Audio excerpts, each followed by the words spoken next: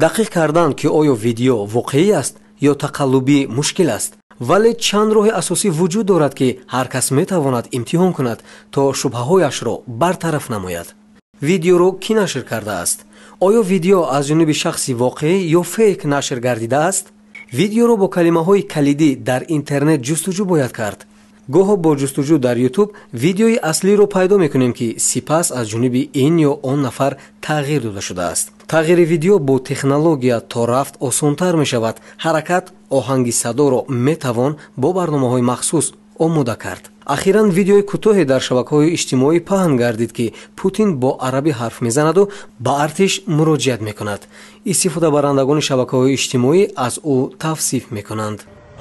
انا متوجه الى مواطني روسيا الى القوات المسلحه والاجهزه الامنيه والخدمات الخاصه. اما ویدیوی اصلی که در سامانه کرملین.ru 24 یونی سال 2023 نشر کرده شد، پرزیدنت فدراسیون روسیه با زبان روسی به شهروندان روسیه، هیئت شخصی، مقامات حفظ حقوق و خدمات مخصوص مراجعت میکند. Обращаюсь к гражданам России, к личному составу вооруженных сил, правоохранительных органов и специальных служб.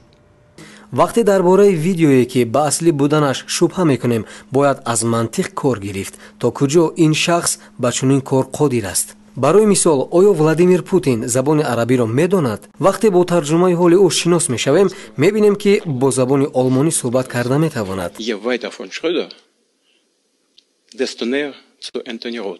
CNN نشان میدهد که 7 سال قبل باراک اوباما پرزیدنت سابق آمریکا را چگونه دیپ فیک کردند.